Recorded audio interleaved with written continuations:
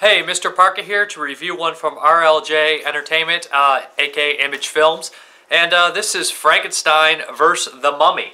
And you know, I figured it's just gonna be really bad or really fun, and it was the latter. It was actually pretty fun. I was really happy with it. I expected it to be crammed, jam-packed with digital effects, just because, you know, the style and the name and everything like that with the sci-fi originals. It has like a title like a sci-fi original. It's a throwback to the Universal movies, so it automatically hits your like hopes up that you're like, this could be awesome.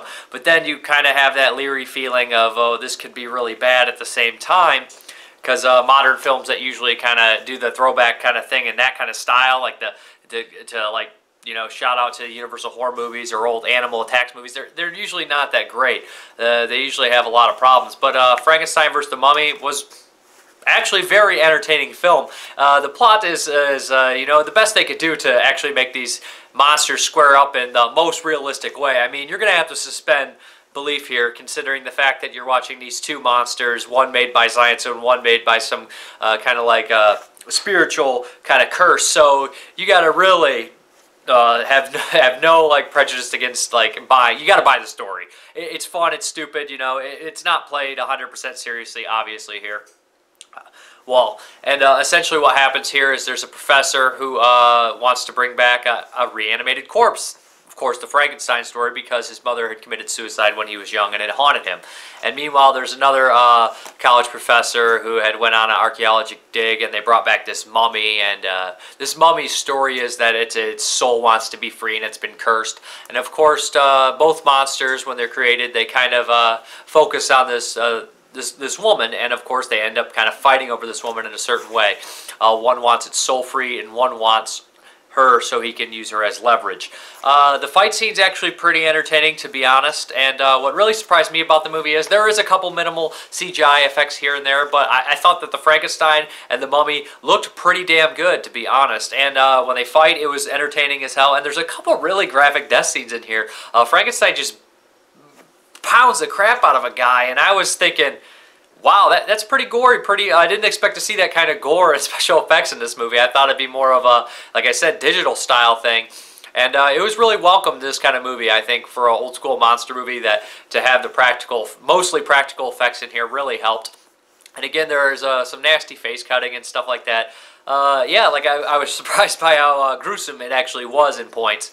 But it is like kind of something that you will know if you like. If you like the monsters fighting each other in a fun kind of way, then you'll dig it. And not like the science sci-fi original kind of way where everything's digital and it doesn't look like they even tried with the effects. This one, it looked like they loved the source material, and the Frankenstein monster in this is actually really creepy and very unlikable. He's a very scary kind of guy. I don't want to necessarily give away whose brain is in the monster, but you guys know in stories they have said it's a criminal's brain, in other film adaptations and things like that.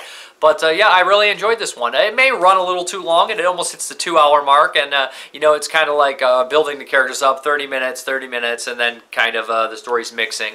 And you know, they accumulate their own deaths and tragedies throughout. It's essentially two kind of movies going together, and then of course they're going to crash, but they have characters that intercross between, and it's under the same college roof. But yeah, this movie's a lot of fun. I had no problems with it. I didn't expect much, and I was rewarded pleasantly. Fun monsters fighting each other, kind of obviously a throwback to the Universal horror films, but a little bit more gorier than that and more modern than that. I think that the best actor probably was the guy who played the Frankenstein monster. I think that he just kind of stole the show with his creepiness. But I'm Mrparka. Thank you very much for watching, and have a good one.